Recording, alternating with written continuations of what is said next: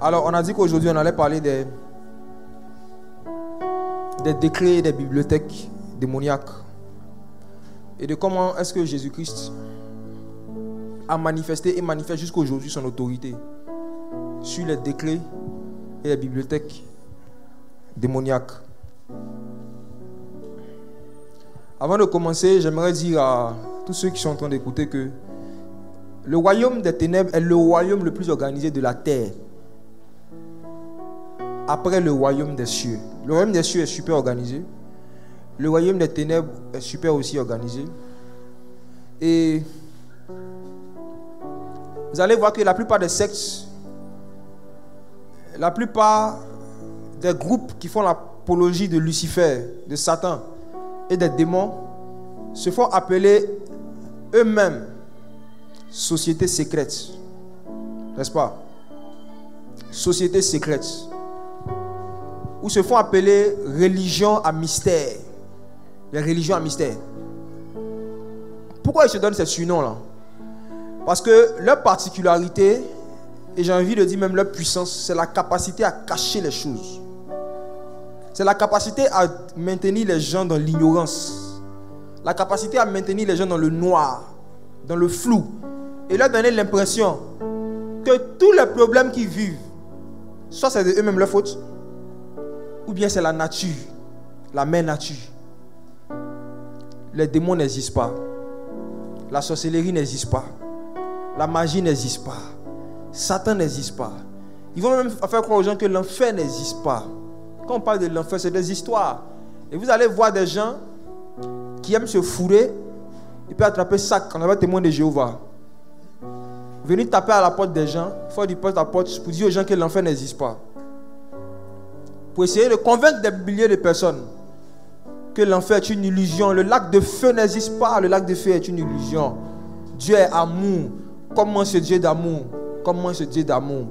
peut prendre ses créatures, les mettre dans le feu, et ces créatures soufflent là-bas, et puis lui il est assis sur son trône, et puis il est en train de jouer piano. Un bon Dieu comme ça. C'est comme ça qu'ils prennent pour blaguer les gens. Or, en même temps, ils sont d'accord pour dire que c'est le Dieu d'amour qui a chassé Adam et Ève du jardin d'Éden. Ils sont d'accord pour dire que c'est le Dieu d'amour qui a condamné les anges qui se sont rébellés à la condamnation éternelle. Ça, ils sont d'accord avec. Mais ce Dieu d'amour ne peut pas envoyer des gens dans le lac de feu. Et il n'a pas créé l'enfer. Donc, leur particularité, leur force, c'est de faire croire aux gens qu'il y a certaines réalités qui n'existent pas. Il y a des choses dont on parle comme ça, mais c'est des histoires, c'est des films. Et bien aimé, la Bible dit que la foi vient de ce qu'on entend. N'est-ce pas? L'incrédulité aussi. L'incrédulité vient de ce qu'on entend. Et plus vous allez entendre des choses à l'école, dans les médias, partout, concernant un sujet, vous allez finir par croire que vu que tout le monde dit ça, c'est la vérité. Parce qu'ils connaissent l'influence de la masse, de la vie générale sur les individus. Si tout le monde pense comme ça, c'est que c'est ça. Si tout le monde dit comme ça, c'est que c'est ça. Et aujourd'hui, Satan est en train de faire tout pour pousser surtout les enfants de Dieu à avoir plus foi en la science qu'en la parole de Dieu. À plus croire en la science. Aveuglement. Lorsque la science donne une information. Mais quand une information vient de la Bible, on dit, faut faire attention, faut faire attention. Est-ce qu'on a bien compris? Mais je ne pose pas toujours ces mêmes questions quand des informations viennent de la science. Est-ce que c'est vrai? Est-ce que ce qu'ils disent est comme c'est? Est-ce qu'il n'y a pas d'ajout? Est-ce qu'ils n'ont pas gonflé des choses? On nous a appris à raisonner comme ça avec les choses de Dieu, avec l'évangile, et pas avec les informations qu'on apprend à l'école. Et tout ça, ça fait partie des sociétés secrètes. C'est eux qui financent ces choses. Et pourquoi est-ce qu'on veut parler de ce sujet-là, les bibliothèques démoniaques? Parce que le Seigneur veut lever le voile sur une réalité qui existe, que ce soit dans le monde, dans le royaume de Dieu, et qui existe dans le royaume des ténèbres. Et je suis convaincu par Jésus que si Jésus me dit d'en parler, c'est qu'il y a plusieurs personnes, que ce soit certains qui sont ici, ou d'autres qui sont en train d'écouter sur la radio, qui sont en train de subir actuellement des décrets démoniaques. Et qui pensent que les malheurs, les problèmes, les souffrances et certaines maladies qu'ils vivent, c'est la volonté de Dieu pour leur vie. Qui ont des souffrances, des malheurs, des amertumes répétées dans leur vie. Et qui se disent en eux-mêmes que c'est leur sort, c'est leur destinée. Comme ça, ils sont nés. C'est quoi je vais définir d'abord les thèmes. C'est quoi un décret? Si vous regardez le dictionnaire, vous allez voir que la définition la plus simple qu'on donne à un décret, on dit c'est une loi, une décision qui a été prise par une autorité. C'est tout. C'est une décision qui a été prise par une autorité. Comme par exemple, le Seigneur dit, à partir d'aujourd'hui, je te pardonne tes péchés. Tu es libre. Tu deviens une nouvelle créature. C'est un décret qui a été signé, qui vient d'une autorité, qui vient d'un roi. Et si quelqu'un doit annuler ce décret-là, il faut que son niveau de puissance ou son niveau de juridiction soit supérieur à pour celui qui t'a dit qu'il t'a pardonné tes péchés. Si tu dois annuler un décret qui agit dans la vie de quelqu'un, il faut que tu aies une autorité supérieure, parce que ce décret-là vient d'une autorité. Donc si tu n'as pas plus d'autorité que celui qui a établi le décret, tu ne peux rien faire. Si tu veux, il faut jeûner, il faut sauter en langue. Ça ne va rien changer. C'est une question d'autorité. C'est une loi qui a été prise par une autorité et qui s'impose et qui s'applique dans la vie de quelqu'un. Et une bibliothèque, simplement, c'est une salle ou bien un lieu où on conserve des documents. Et Dieu a une bibliothèque. On va voir ça tout à l'heure dans nos Bibles. La Bible en parle. Dieu a une bibliothèque. Il a un lieu où il conserve des livres, des milliards de livres, des milliards et des milliards de livres. Et quand Dieu a créé les cieux et la terre, ce que nous appelons aujourd'hui les démons, ceux que nous allons dénoncer et chasser aujourd'hui, comme d'habitude, ils étaient des anges. Ils étaient au ciel. Ils ont eu accès à la bibliothèque du Père en tant que des anges. Les livres que Dieu garde dans son royaume, ils avaient accès à ces livres-là. Et quand ils ont été chassés, il y a certaines informations concernant certaines choses qu'ils ont gardées en mémoire. Ils sont partis avec. Et quand eux aussi ils ont créé le royaume des ténèbres, le royaume des ténèbres est une pâle copie, une imitation du royaume des cieux. Surtout dans la manière dont ils sont organisés. Et donc eux aussi là-bas, ils ont mis en place des bibliothèques, des livres. Ils ont recopié textuellement les mêmes choses qu'ils ont vues chez Dieu, comme on va voir tout à l'heure dans la parole de Dieu, mais pour faire le mal, pour détruire la vie des gens, pour rendre les gens malheureux, pour rendre les gens misérables. Et regardons d'abord les versets qui parlent de la bibliothèque de Dieu. Les livres que Dieu garde. Les livres qui sont dans la bibliothèque de Dieu. On va regarder d'abord Exode, chapitre 32. Exode 32, verset 32. Pardonne maintenant leurs péchés, sinon efface-moi de ton livre que tu as écrit. Alors, pour ceux qui ne connaissent pas l'histoire, vous pourrez après lire tout le chapitre 32. Vous allez voir que c'était les enfants d'Israël qui ont péché contre Dieu. Ils se sont rebellés contre le Seigneur, ils ont adoré le veau d'or. Et Dieu est en train de dire à Moïse que eux tous, il va les tuer, il va les exterminer. Et maintenant Moïse dit au Seigneur, pardonne leurs péchés. Si tu ne vas pas pardonner leurs péchés, efface-moi maintenant de ton livre que tu as écrit. Donc Moïse même sous la loi savait que Dieu avait un livre, qu'il avait une bibliothèque. Et que dans sa bibliothèque il y avait un livre où il écrit le nom de certaines personnes. Et Moïse dit à Dieu, si tu vas pardonner mes amis là, efface mon nom de ton livre. De quel livre est-ce qu'il parlait? Allons regarder Apocalypse chapitre 20.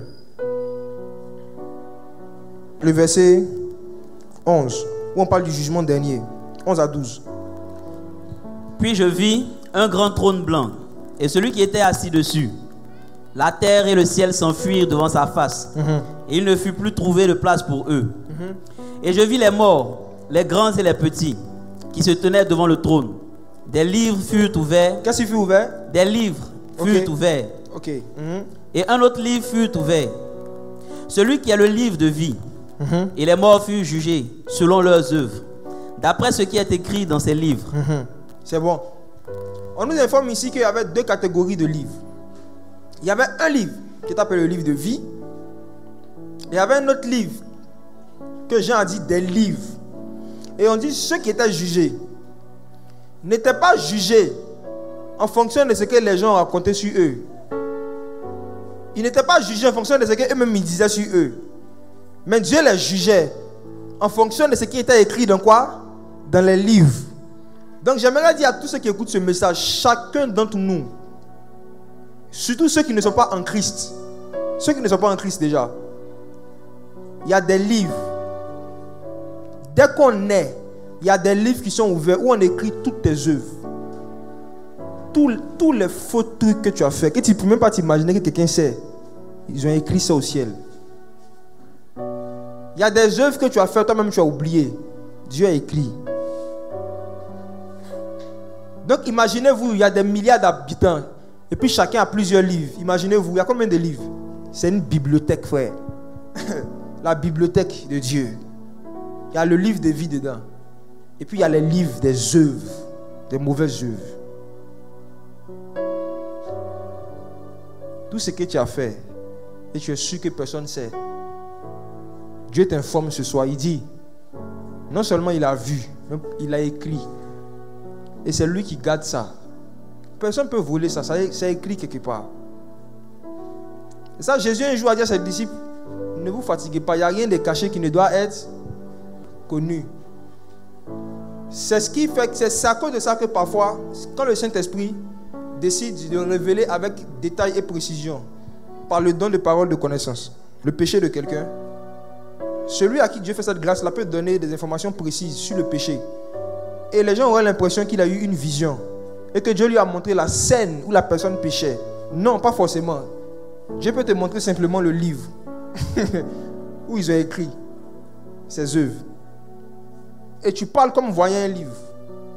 Tu as fait telle chose. J'expliquais comme ça. Et il y a un témoignage à des frères hier qui sont venus à la maison d'une confrontation que j'ai eue quand j'étais encore étudiant avec le responsable musulman de la cellule musulmane d'une grande école ici dont je ne veux pas dire le nom. Et j'étais dans cette école à l'époque.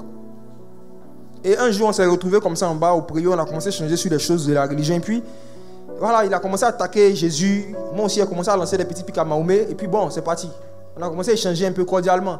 Mais le débat devenait intéressant et d'autres étudiants sont venus entourer. Et je me suis rendu compte à un moment de la conversation que le gars, il dit qu'il ne croit pas en la Bible.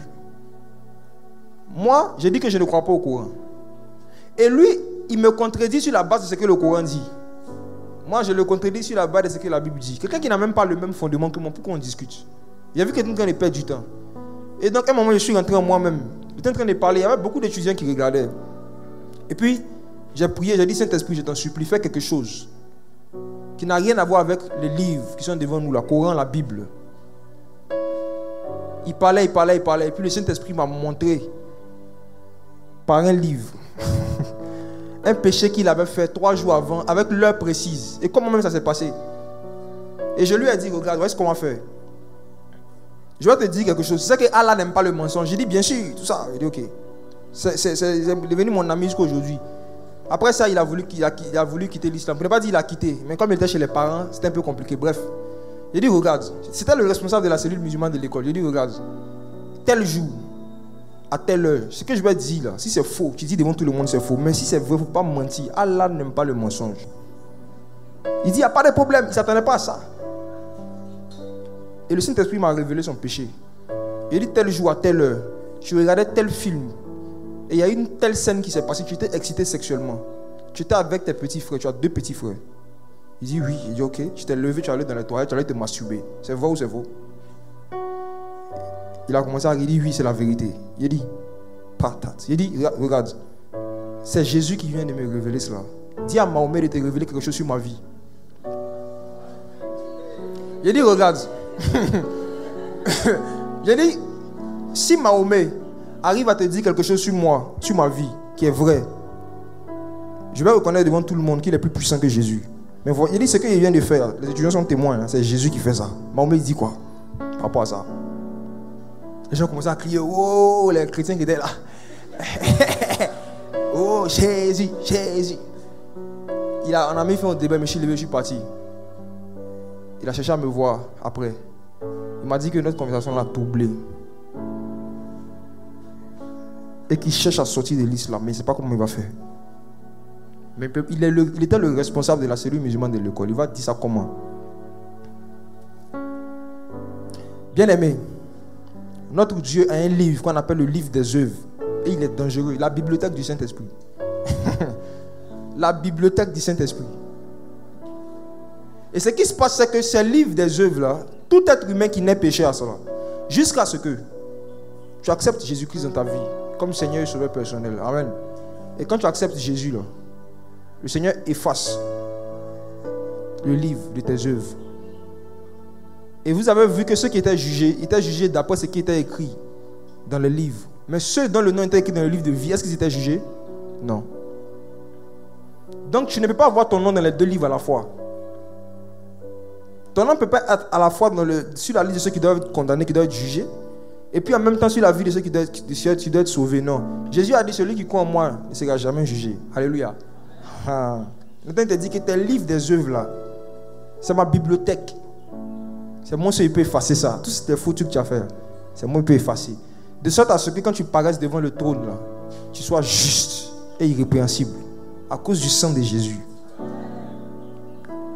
Donc dans la bibliothèque de Dieu, il y a cette catégorie de livres. Allons voir d'autres types de livres qu'il y a dans la bibliothèque de Dieu. Je ne suis pas pour essayer de parler des bibliothèques démoniaques.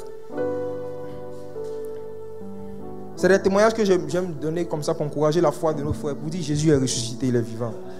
Oui, Jésus est vivant. Et n'oubliez jamais que le Seigneur ne nous appelle pas à témoigner de lui seulement dans les discours, mais aussi dans les actes. Toutes sortes d'actes.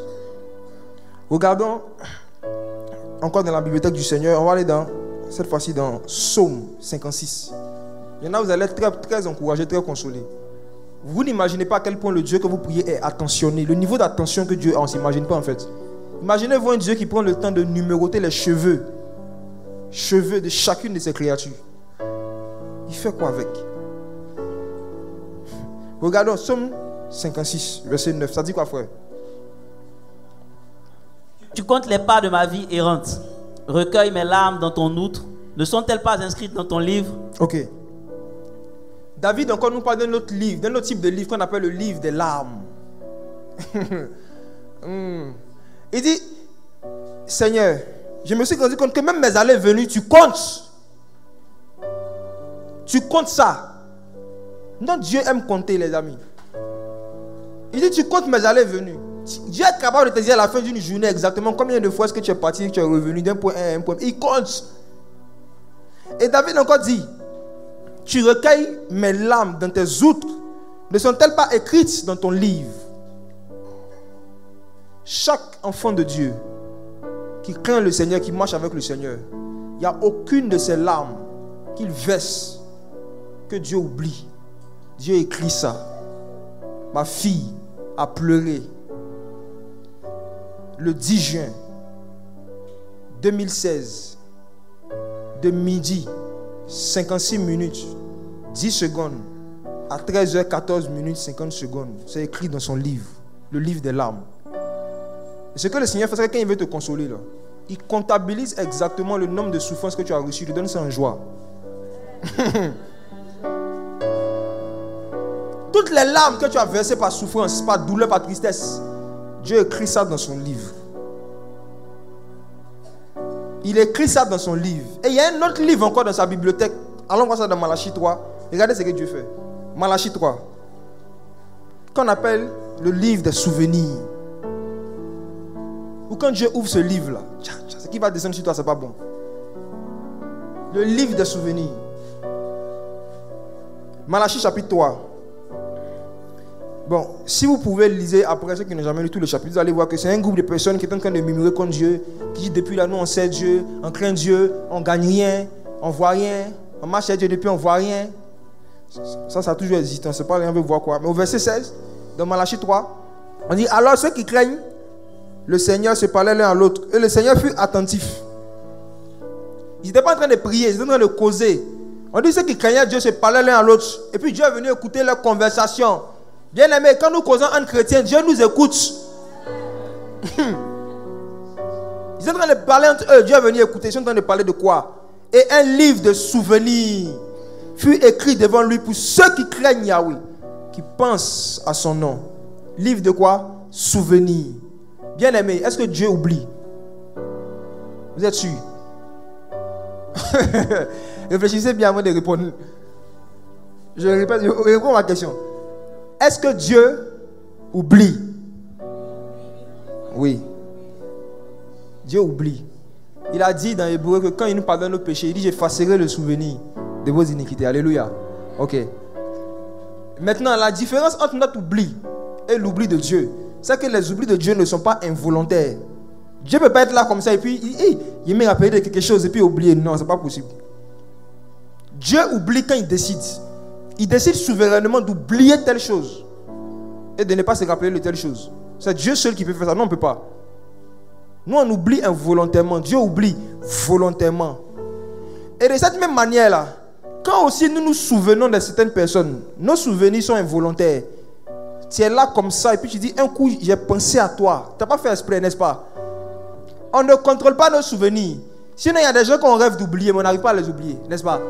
Vous savez quelque chose, ceux qui sont en mode chagrin. Donc, on ne contrôle pas nos souvenirs. Mais Dieu peut contrôler son souvenir. Dieu peut décider de se souvenir de quelqu'un. Et il peut décider de ne pas se souvenir. Donc, si vous avez l'habitude de lire la Bible, vous allez voir qu'il y a des fois, on dit Dieu se souvient de telle personne. Ça ne veut pas dire qu'il avait oublié. Mais ça veut dire qu'il a décidé d'ouvrir ce livre-là, d'aller dans sa bibliothèque. Et puis regarder, tel jour il parlait de moi, tel jour il a versé ses larmes. Qu'est-ce qu'il peut faire pour lui? Dieu se souvient. Donc, dans la bibliothèque de Dieu, il y a le livre des souvenirs. Ça n'a rien à voir avec le livre de vie. Ça n'a rien à voir avec le livre des larmes. C'est un autre livre encore. Le livre des souvenirs. Tout ça, les démons savent. Ils connaissent ces livres-là. Ils disent, nous aussi, on fait pour nous. Regardez, regardons doucement. J'aimerais dire à quelqu'un ici que la crainte de Dieu, c'est la haine du mal. Si parce que tu as décidé de vivre dans la sanctification, parce que tu as décidé de rester intègre, actuellement tu souffres, continue de souffrir, parce que Dieu est en train d'écrire ton nom dans son livre. Il y a un livre qui est ouvert au ciel depuis le temps de Malachie. Pour ceux et celles qui craignent Dieu, qui ont la haine du mal et qui acceptent de subir des humiliations, des souffrances, des rejets, même la pauvreté, à cause de leur vie de sanctification. Dieu n'a pas oublié. Même tes larmes que tu verses là, tu as vu qu'il y a un livre, n'est-ce pas? Dieu écrit tes larmes dans son livre. Il y a un livre de ça. Notre Dieu est le Dieu qui écrit. Et si ce Dieu qui a une mémoire infaillible prend le temps de noter certaines informations, je fais une parenthèse. Si vous voulez être des chrétiens qui ne sont pas ingrats envers les hommes et les femmes qui les ont aidés dans la vie, ayez un cahier où vous notez le nom des personnes qui ont posé certaines actions particulières qui vous ont marqué. Sinon, vous risquez de les oublier et de ne jamais leur manifester votre gratitude. Si Dieu a un livre pour se souvenir des gens qui l'ont marqué, et nous, qui pouvons oublier, si le Dieu qui a une mémoire infaillible prend le temps d'écrire le nom de certaines personnes qui l'ont marqué, je pense que c'est un modèle qu'il nous donne. Moi, en tout cas, depuis que Dieu m'a éclairé dessus, ça fait 6 ans, j'ai un cahier où à l'époque, quand j'étais étudiant, j'ai écrit le nom de certains frères, certaines soeurs qui m'ont marqué, certaines personnes. Et j'ai dit, un jour, je sais que Dieu va me donner des moyens. Et je vais leur exprimer ma gratitude. Pas seulement en parole, mais en action. Par des actes. Et par la grâce du Seigneur, j'ai fait ça pour presque tous. Il reste 3 seulement. Je compte. Il y a un pasteur que je ne vais jamais oublier. On était là, petit, païen, pauvre. Et puis il est venu nous apprendre comme ça, dans une église évangélique. Et il a dit, est-ce que ça vous dit d'apprendre des instruments de musique, de jouer à des instruments de musique? On a dit, oui, pourquoi pas. À l'époque, surtout, on était dans le monde. On a dit, mais si on joue musique, peut-être les femmes vont nous aimer encore plus. Lui, il ne savait pas quel esprit qui nous anime. Il était venu d'un bon cœur. On dit, oui, on veut apprendre. Il était mon gars, Mauril et d'autres personnes. On est venu, on dit, on veut apprendre, on veut jouer. Il a dit, je ne travaille pas. Il a dit, quand il était au CP1, il a reçu l'appel du Seigneur pour devenir pasteur. Mais il est là à l'école jusqu'après le bac. C'était tellement fort sur lui, il ne pouvait plus l'arrêter. Et que depuis lors, là, c'est ce qu'il faisait. Il ne s'occupait que des jeunes. Il évangélisait les jeunes, tout ça. Et il nous a dit, choisissez les instruments de musique que vous voulez apprendre. Et je vais aller voir le pasteur principal. Ils vont financer pour que dans 5 ans, dans 10 ans, ce soit vous qui jouez pour l'église. On a dit, ok, ça marche. Parce qu'à l'époque, la plupart des musiciens qui jouaient pour cette église-là, c'était des gens qu'on payait en fait.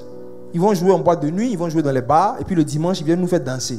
Ça, c'est des malédictions qu'on accumule quand on danse sur des musiques des gens comme ça.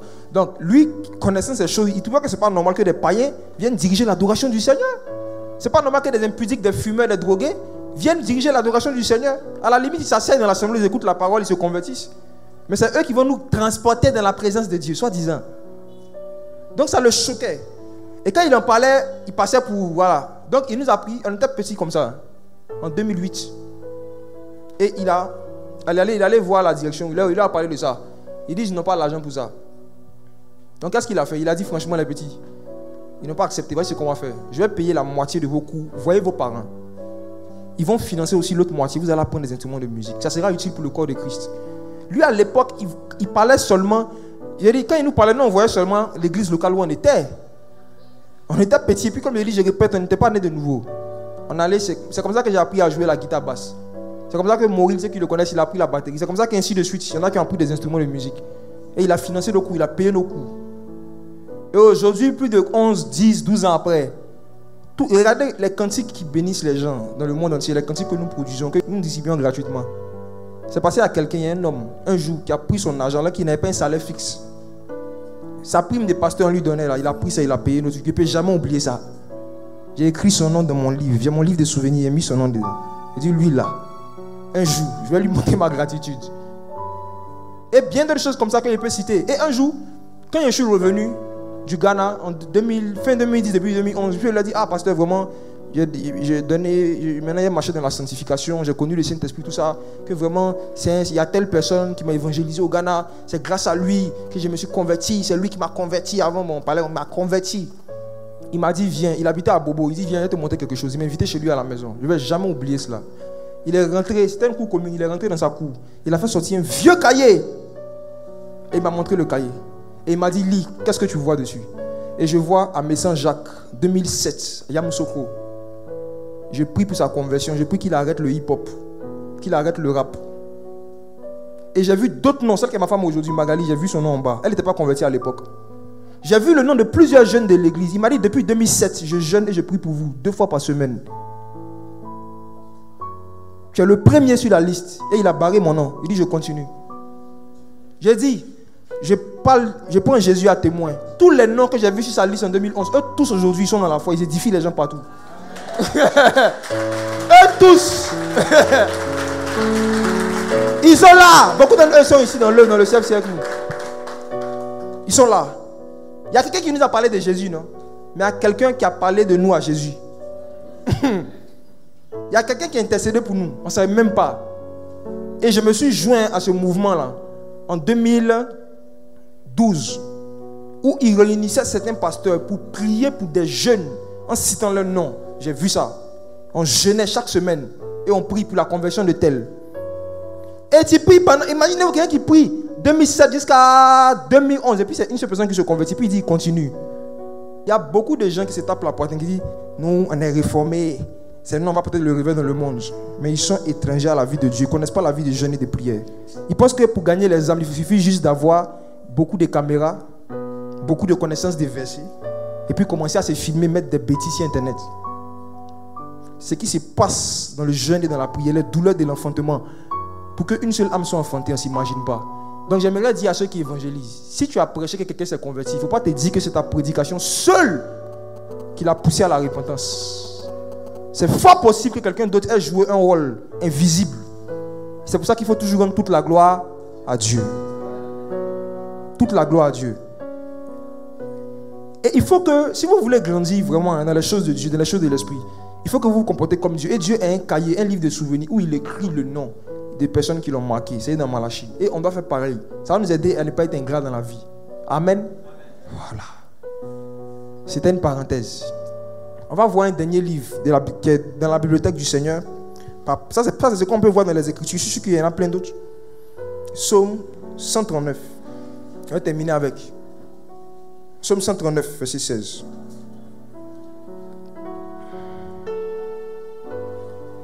Quand je n'étais qu'une masse informe, tes yeux me voyaient. Et sur ton livre étaient tous inscrits les jours qui m'étaient destinés, avant qu'aucun d'eux n'existât. C'est bon. David dit, tes yeux me voyaient quand je n'étais qu'un embryon. Sur ton livre étaient inscrits tous les jours qui m'étaient destinés. Chaque être humain, les milliards que nous sommes, dans la bibliothèque de Dieu, il y a un autre livre qui est le livre de la destinée, concernant les jours que nous devons passer sur la terre. Et le Seigneur avait déjà écrit dans son livre, chaque jour, ce qu'il aurait voulu nous voir faire. C'est ce que Paul a appelé les bonnes œuvres que Dieu a préparées d'avance afin que nous les pratiquions. Parce qu'on peut ne pas les pratiquer. Dieu peut avoir écrit, voici ce que je veux qu'il va ce jour. Et tu es en train de faire catégoriquement autre chose. David dit chaque jour qu'il m'était destiné. Les livres de la destinée. chaque jour. C'est dans la bibliothèque du Seigneur.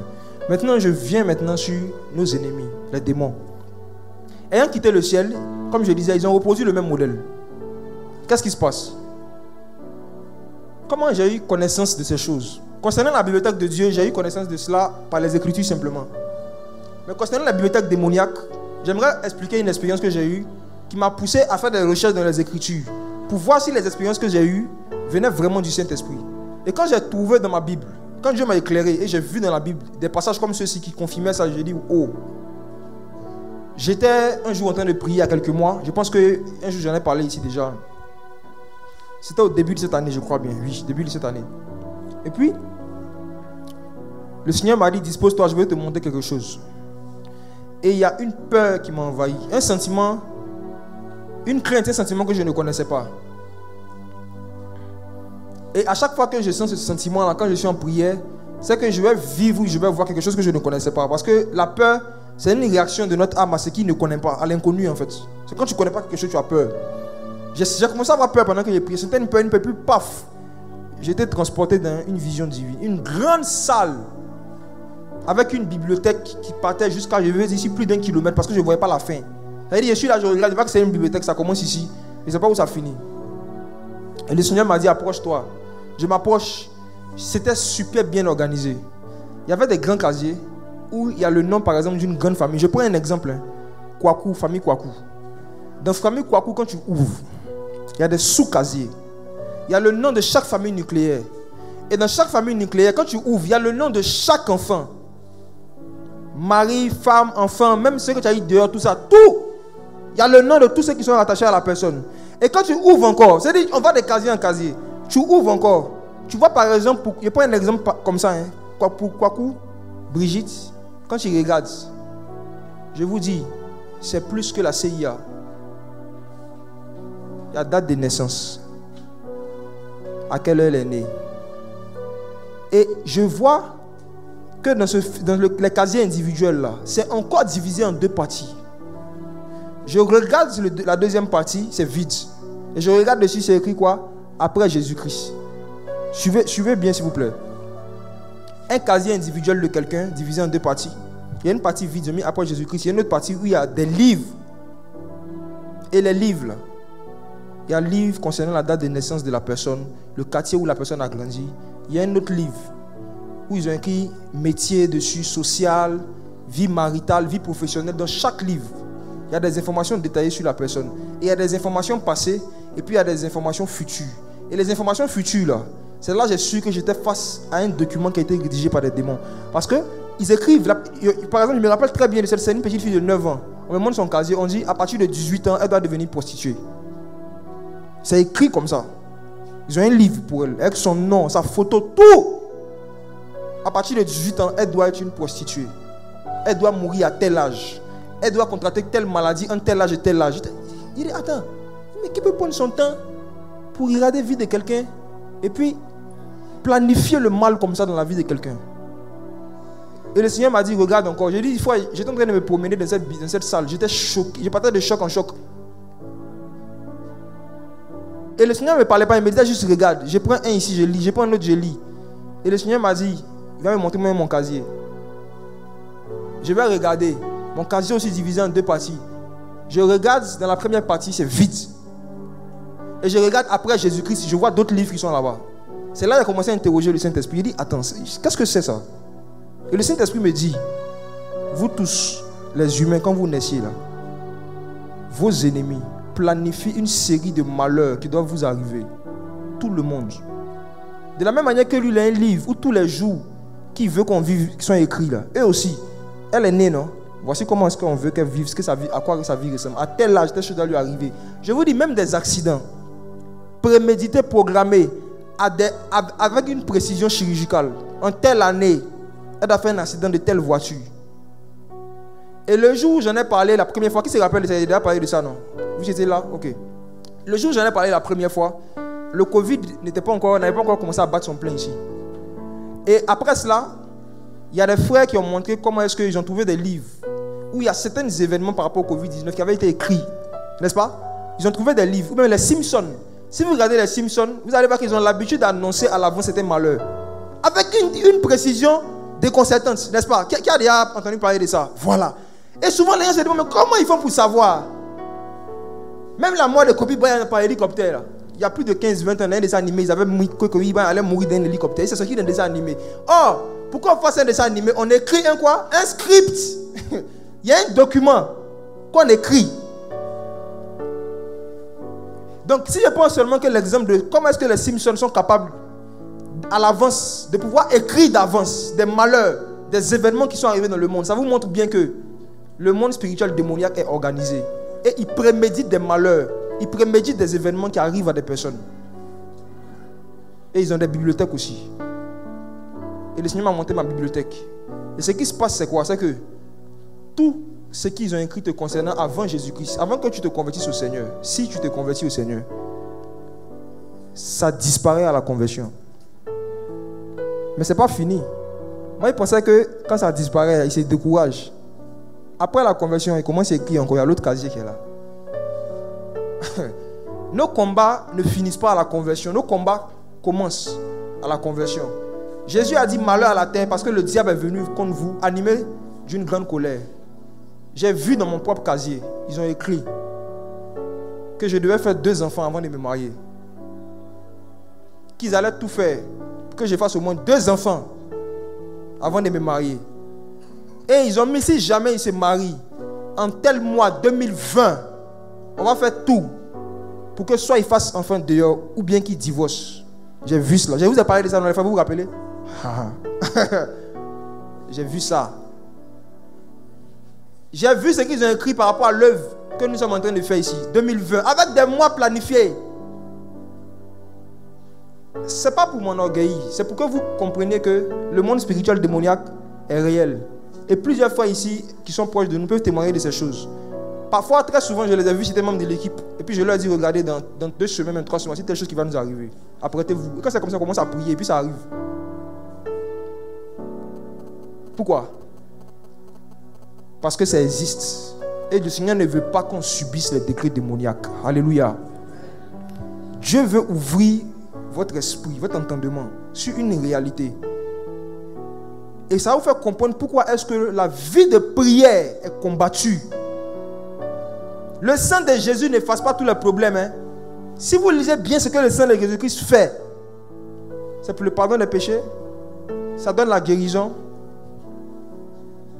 Mais si un démon, tu es marié, a décidé par exemple en 2021 de saccager ton mariage, ce n'est pas le sang de Jésus qui va arrêter ça. Ce n'est pas le sang de Jésus.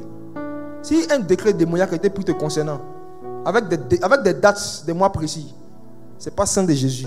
On va voir dans la Bible qu'est-ce qui annule le décret démoniaque de quelqu'un qui est en Christ. Et vous allez voir que de tout temps, c'était la prière. De tout temps, c'était la prière. La prière. La prière, frère.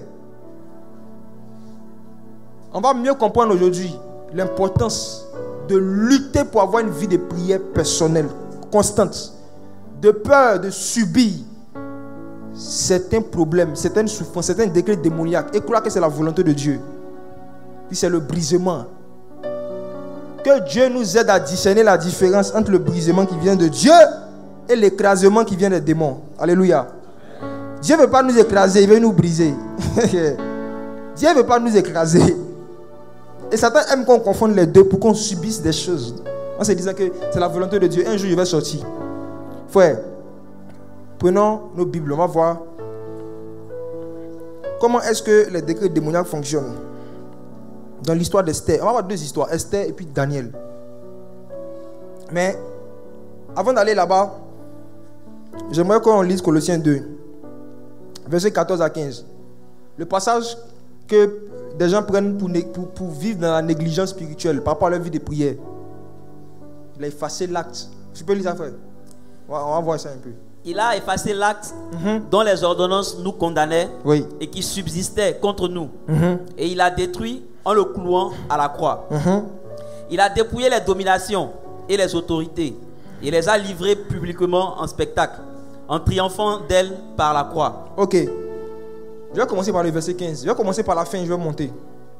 La Bible dit qu'à la croix, Jésus-Christ crucifié, il a dépouillé les principautés et les principautés et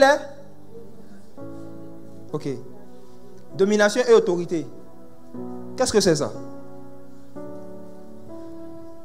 Si vous ne comprenez pas que tous les démons ne sont pas la même chose, et donc on ne se comporte pas avec tout le monde de la même manière, je dis vous allez subir des choses, des défaites incroyables dans vos vies sociales, professionnelles, maritales, sentimentales, spirituelles. Vous allez subir des grosses défaites alors que vous dites que vous êtes dans l'œuvre de la croix. On nous parle des dominations et des autorités, ou encore des principautés et des autorités. Frère, c'est deux catégories de démons différents. Et ils n'ont pas eux tous les mêmes capacités d'opérer. Et ce qu'on appelle les autorités, là, c'est eux qui sont les plus élevés. Si vous lisez Paul, il a beaucoup cité ces choses dans Ephésiens 6, si vous allez le voir, il a parlé de ça. Les principautés, les dominations, les autorités. Les autorités, quand on parle des autorités, frère, ce n'est pas des petits esprits. On dit, va, sors, et puis il sort. En général, eux, ils ne possèdent pas leur corps même. Ils sont tellement méchants, tellement puissants, que venir posséder un corps physique, ils peuvent détruire ce corps-là. Il y a d'autres esprits en général qui travaillent pour eux. On va tout à l'heure dans Esther. Et c'est eux qui prennent les décrets. Mais ce n'est pas eux qui les appliquent. Parce que les rois, jusqu'à aujourd'hui, ils prennent une décision, n'est-ce pas? Et il y a d'autres personnes qui sont là pour exécuter.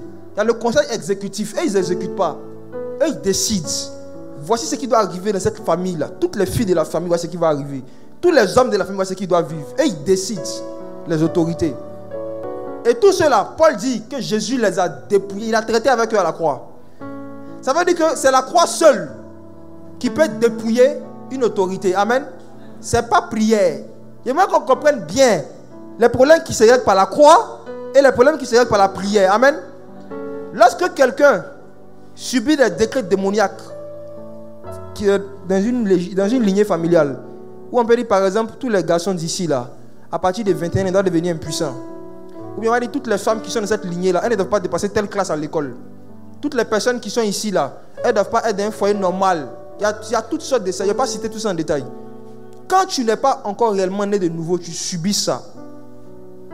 Mais lorsque tu entends véritablement le message de la croix et que tu acceptes l'œuvre de la croix, ces décrets qui ont été pris par cette domination et ces autorités-là disparaissent par la croix. Amen. Par la croix. Maintenant, quand on lit le verset 14, et l'apôtre Paul maintenant nous parle en nous disant que le Seigneur, il a détruit l'acte. L'acte, c'est un document écrit, frère. C'est un document écrit. L'acte dont les informations, les ordonnances, les lois qui sont dedans là, nous condamnent. Il a crucifié ça à la croix. Il s'agit ici de quoi? De la loi de Moïse. Il s'agit ici des ordonnances de la loi de Moïse, qui étaient dans un document, qui était écrit, mais qu'aucun homme ne pouvait pratiquer entièrement. Or, la loi dit, maudit soit quiconque ne met pas en pratique tout ce qui est écrit là-dedans. Donc, la loi de Moïse, c'était quelque chose, c'était un acte, un document dont les ordonnances nous condamnent. Et Dieu a fait exprès pour montrer aux hommes que par leur propre force, ils ne peuvent pas être justifiés. Qu'ils doivent mettre leur foi en lui pour être justifiés. Personne ne peut être justifié par les œuvres de la loi. Parce que personne ne peut pratiquer ça entièrement. Or, si tu passes contre une seule, la loi de Moïse, tu es coupable de tout. Donc ça, c'était un acte, c'était un décret dont les ordonnances condamnaient toute l'humanité. Mais Jésus est venu à la croix, il a été crucifié. Et à travers sa crucifixion, aujourd'hui, nous ne sommes plus sous la loi. Amen. Cet acte-là existe, ce décret-là existe, mais nous, il n'agit plus dans nos vies. La puissance de la loi de Moïse n'agit plus dans nos vies. Amen. Voilà. C'est pour cela, si on t'a dit que si tu ne payes pas ta dîme, tu seras maudit, tu seras pauvre, demande à la personne qui t'a dit ça. Cette information, cette loi-là, ça vient de quel acte? La loi de Moïse ou l'enseignement de Jésus? Est-ce Jésus qui a enseigné ça ou bien c'est Moïse? Si il te dit c'est Moïse, il faut lui dire, Jésus a cloué à la croix l'acte dont les ordonnances me condamnaient. Et tout ce qui est dans cet acte, on doit faire attention. Parce qu'aujourd'hui, les démons ont récupéré les ordonnances de la loi de Moïse. Et ça fait partie maintenant des bibliothèques démoniaques. Ah oui, ah oui. Ça fait partie des bibliothèques démoniaques. Au point où Paul a appelé toutes les ordonnances de la loi dans 2 Corinthiens 3 le ministère de la mort. Vous vous en rendez compte? Paul dit, la lettre tue. Il parlait des ordonnances de la loi de Moïse. Il n'est pas en train de dire qu'il ne faut pas aimer les Écritures. Hein. Parce qu'en général, ceux qui n'aiment pas méditer, il dit la lettre tue. C'est l'esprit qui vivifie. Non. La lettre en question, ce n'est pas les Écritures. Il parlait de la loi encore. La loi de Moïse. L'acte. On n'a pas mon époque. Ça, c'était sous la loi. Hein. On t'attrape en flagrant délit d'impudicité. On te lapide. Toi et puis ton impudique. C'était sous la loi. C'était comme ça. C'était la loi. Aujourd'hui, là, il y a des gens, quand des gens veulent séduire des personnes par rapport à des pratiques qui n'ont rien à voir avec l'enseignement de Jésus, ils tirent ça de la loi de Moïse. Parce qu'ils savent que beaucoup ne font pas la différence entre l'acte dont les ordonnances nous condamnaient, qui est la loi de Moïse, et puis les enseignements de Jésus, les écrits de la Nouvelle Alliance. Il y a quelqu'un qui me dira, mais les premiers chrétiens, ils n'avaient pas ce que nous appelons le Nouveau Testament. Comment ils faisaient? Je te dirais, ils avaient plus que le Nouveau Testament. Ils avaient les auteurs du Nouveau Testament avec eux. Amen. Ils avaient plus que le Nouveau Testament. Il y a des informations même qu'ils avaient que nous n'avons pas aujourd'hui. Ils avaient les auteurs même. Entre un livre et puis les auteurs, qui est plus utile? Voilà. Donc les gens avaient la loi de Moïse. Ils avaient aussi les auteurs du Nouveau Testament avec eux. Donc eux, ils leur disaient, non, ça c'est la loi de Moïse. C'est plus l'actualité. Ça c'est la grâce. Ça c'est la loi. Ça c'est la grâce. Et si vous ne vous exercez pas à faire la différence entre ce qui vient de la loi et de la grâce, les gens vont vous condamner. C'est ça on dit à des pauvres. Leur argent, 100% ne leur suffit pas. On leur dit que s'ils ne donnent pas 10% à Dieu, il va les maudire. Chier. Même 100% là, ça ne suffit pas à la personne. Et puis le Dieu d'amour qui dit qu'il est son papa, il est son père. Si tu ne me donnes pas 10% dans les 100%, je vais te tuer. Je vais envoyer le dévoreur derrière toi, le dévoreur, esprit des mêmes péchés. Esprit des mêmes péchés. Quand tu touches quelque chose là, ça s'épaisse. Quand tu touches quelque chose là, tu perds ton argent. Ce sont des histoires. C'est l'ignorance de l'œuvre de la croix. On ne sait pas qui est Dieu pour nous aujourd'hui, c'est pour ça. Dieu est notre papa. Amen. Ce n'est pas un collecteur d'impôts. Jésus ne s'appelle pas Matthieu. Alléluia. Dieu n'est pas collecteur d'impôts, c'est un père. Et un père là, il ne cherche pas à prélever des sommes, des impôts. La dîme faisait partie des impôts que les Juifs devaient payer. Et Jésus a demandé à Pierre, il dit, mais Pierre, dis-moi, qui doit payer les impôts? Les fils du royaume ou ceux qui ne sont pas les fils? Pierre dit, normalement, les fils ne payent pas les impôts. J'ai dit, tu vois, non? Si tu es fils de Dieu, sache que ton papa ne t'a pas imposé une taxe de 10% que tu dois donner, sinon tu seras maudit. C'est faux! On a tous cru en ça, on a prêché ça. Moi-même, j'étais dans une église évangélique, il gardait cahier de dîmes, il y avait cahier, moi, il gardait ça. Chaque dimanche, quand il vient, c'est moi, il distribue ça. Mais c'est moi, il vous dit aujourd'hui, j'ai lu ma Bible, j'ai vu que c'est pas ça que Jésus a enseigné. On doit faire des offrandes pour soutenir l'œuvre du Seigneur libéralement. Mais on doit arrêter de faire passer le Seigneur pour un méchant gars qui encaisse les gens chaque fin du mois. Non. Non. Alléluia. Ok. Donc Jésus a détruit à la croix l'acte, le document, où il y avait des informations, des décrets dedans qui nous condamnaient. Et il s'agit de la loi de Moïse. Maintenant, la question qu'il faut se poser, est-ce qu'après avoir reçu l'œuvre de la croix, les démons arrêtent d'écrire des actes et des décrets contre toi? Pose-toi la question, chrétien. Après que tu as été baptisé du Saint-Esprit, pour ceux qui ont expérimenté, ceux qui ce n'est pas votre cas, je pourrais parler de ça à la fin. Pour le moment, je parle à ceux qui sont nés de nouveau. Ceux qui ont reçu le baptême du Saint-Esprit, les liens de famille ont été brisés. Alléluia. Les démons ont été chassés. Alléluia. Les malédictions familiales ont été annulées. Maintenant, posez-vous une question. Ceux qui vous avaient maudit avant votre conversion, ceux qui voulaient vous lier avant votre conversion, est-ce qu'ils ont changé d'avis? Est-ce qu'ils ont décidé de ne plus chercher à vous lier encore? Est-ce qu'ils ont décidé de ne plus vous maudire? Est-ce qu'ils ont décidé de vous laisser vivre en paix? Non. Donc après la conversion, Jésus a effacé certains actes, non? Ils ont continué, ils écrivent jusqu'à aujourd'hui. Je vous assure, vous êtes épillés. Vous tous qui écoutez ce message, vous êtes épillés plus que ce que vous pensez. On vous épille. Et en général, chez nous ici en Afrique, lorsque un de tes ennemis, un de tes adversaires veut avoir une webcam chez toi, une caméra digitale, où il peut te voir en 4D, il peut voir tout ce qui se passe chez toi en 4D, il t'offre photo à coller au salon, ou bien il te donne un beau tableau. Il y a quelqu'un qui est là et puis la personne est comme ça.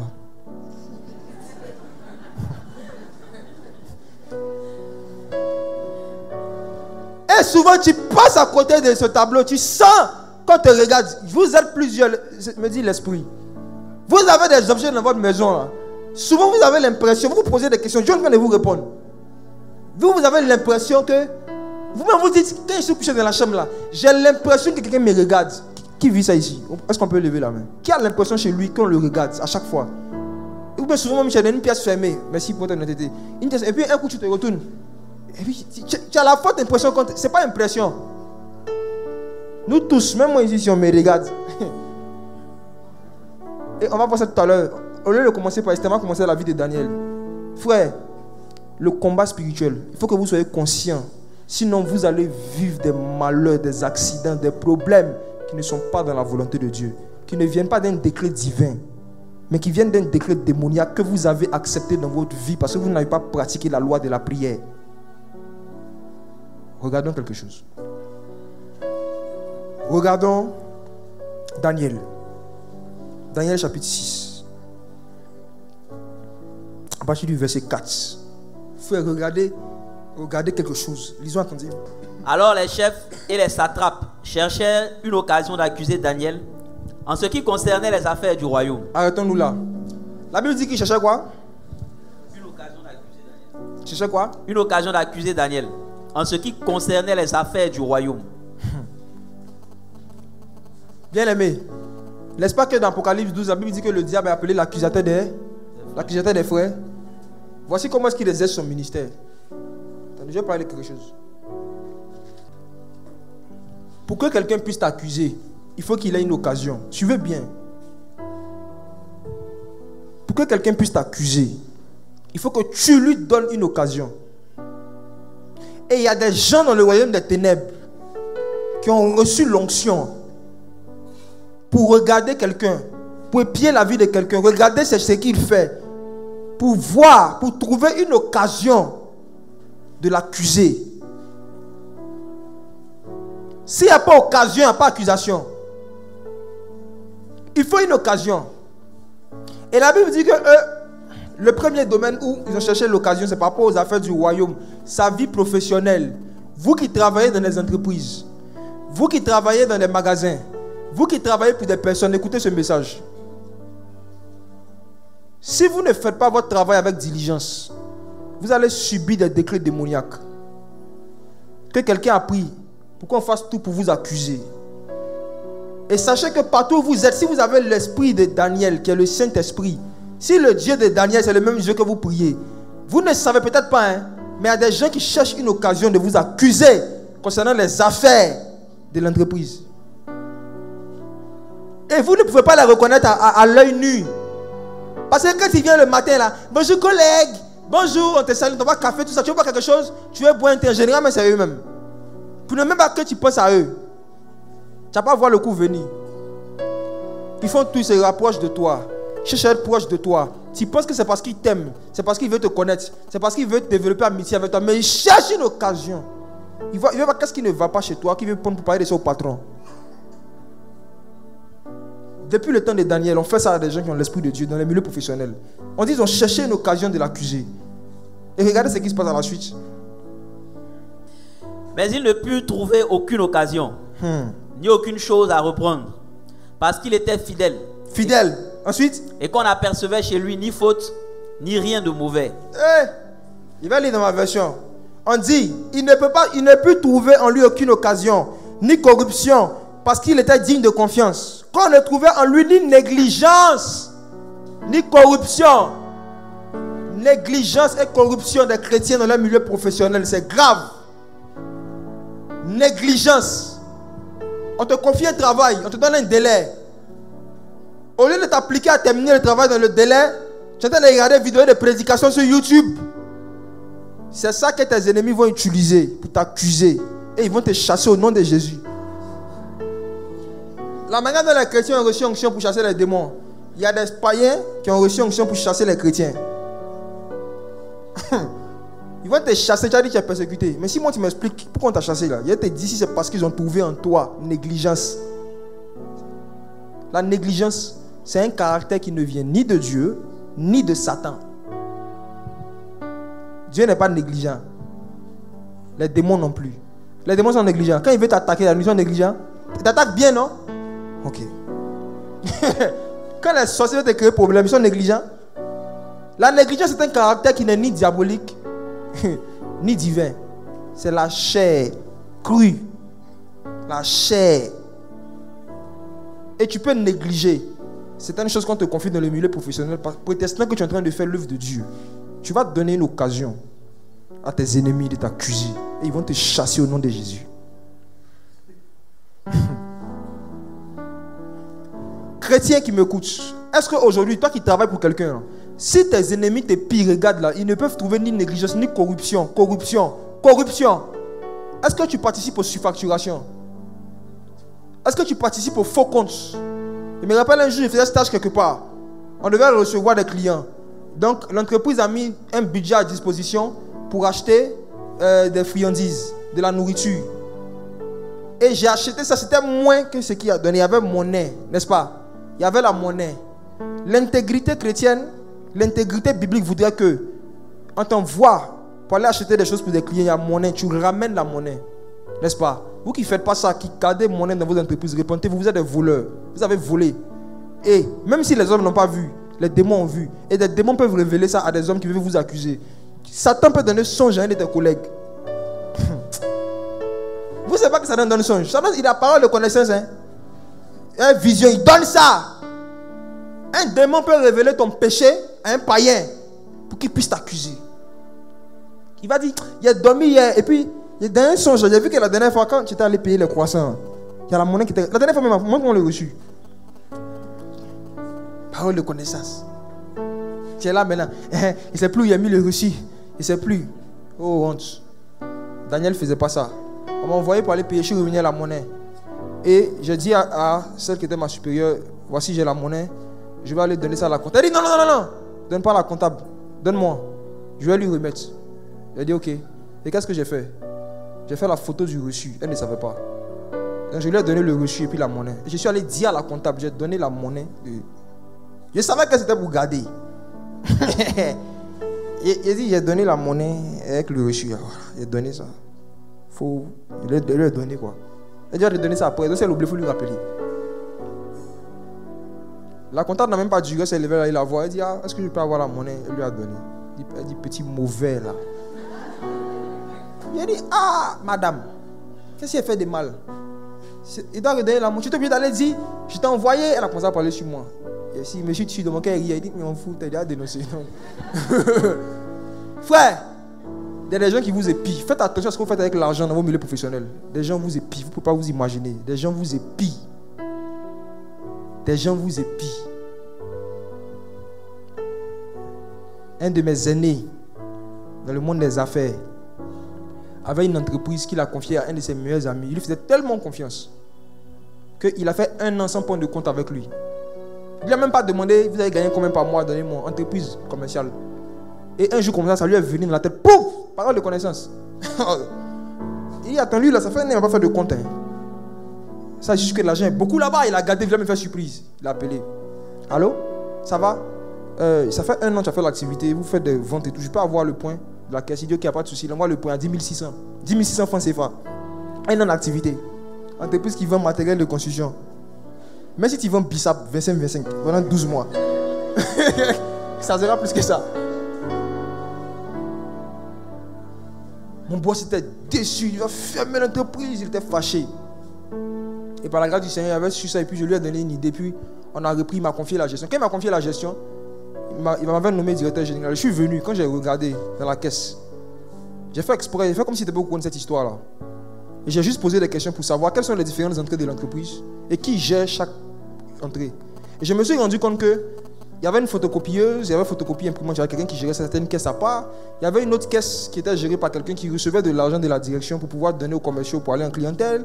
Il y avait une autre caisse maintenant par rapport aux ventes de temps. J'ai fait exprès. J'ai pris le nom de chaque responsable. Et j'ai regardé, j'ai cherché les derniers points qu'ils ont fait. Eux, tout ça datait il y a 6 mois, 7 mois. J'ai dit ok. J'ai demandé les factures aussi des derniers mois. J'ai regardé tout. Et j'ai demandé à chaque responsable de me donner l'argent de la vente des factures que je vois. Ils ont démissionné les 3. Que Dieu suscite des chrétiens dans les milieux commerciaux, dans les administrations publiques, qui vont venir mettre de l'ordre dans le vol, dans la corruption, dans la malhonnêteté. Ce qui fait que l'Afrique est en retard, ce n'est pas les blancs.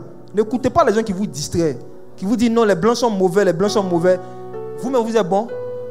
Il n'y a de bon que Dieu seul. C'est que Jésus nous enseigne, nous qui sommes chrétiens, on n'a pas parlé comme ça.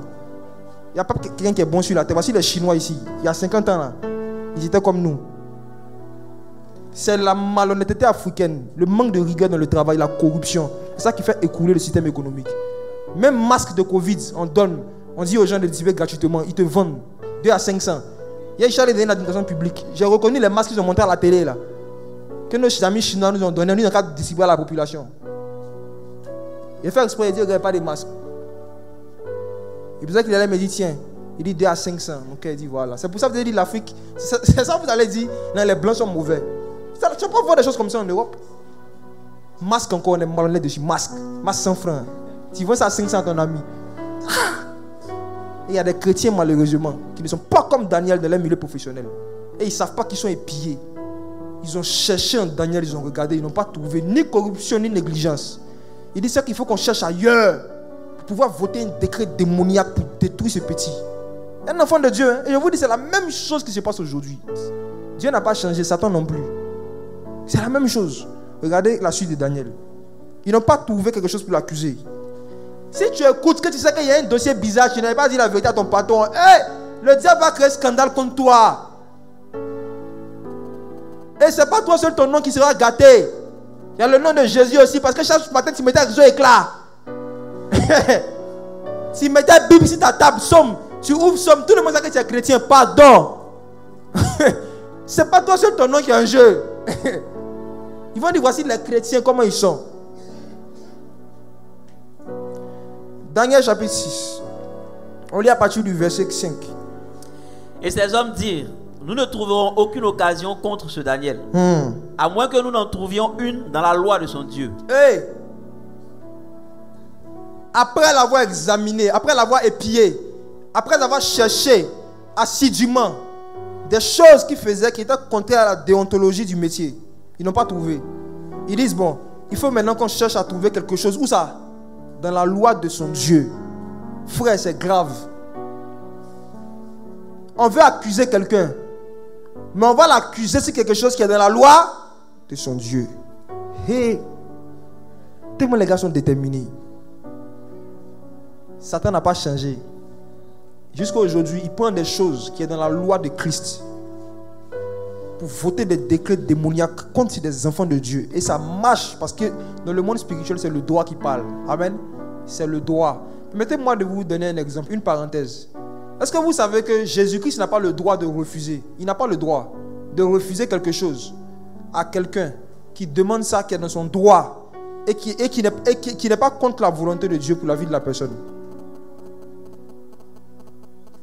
Je reprends ma phrase. Est-ce que vous savez que même Jésus n'a pas le droit, en tant qu'homme, hein, quand il était sur la terre, il n'avait pas le droit de refuser quelque chose à quelqu'un, peu importe qui la personne est, si ça rentre dans tous ses droits. Et qu'il n'y a pas une autre loi, il n'y a pas quelque chose d'autre qui vient annuler ce droit que la personne a. Exemple, souvenez-vous du fou de Gadara. La Bible dit qu'un jour Jésus a croisé un homme qui était possédé. La Bible nous dit que cet homme avait beaucoup de démons. J'aimerais qu'on lise quelque chose, on va revenir. Je sais que beaucoup vous allez rigoler. On va voir la vie des prières des démons. La vie des prières.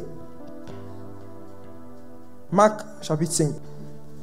La Bible nous dit que Jésus était en train de dire à des démons de sortir, ils ne sortaient pas.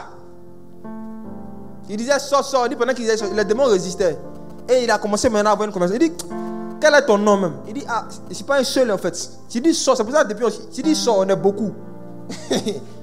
Il dit légion est mon nom. Verset 9. Légion est mon nom, lui répondit car nous sommes beaucoup. Et l'histoire nous dit que le mot légion renvoyait à une armée d'environ 3000 personnes. Donc ce monsieur avait au moins 3000 démons en lui. Au moins. Minimum. Et regardons le verset 10. Et il le priait instamment de ne pas les envoyer hors de cette contrée. Frère, regardez la révélation. Qui priait ici? Qui priait? Qui priait? Il priait qui? Les démons priaient qui? Les démons priaient Jésus. Et il le priait comment? Instamment. Ça ne veut pas quelqu'un. Élie. Dans Jacques 5, Jacques dit Élie priait avec instance. Ces démons-là priaient comme Élie. Hey.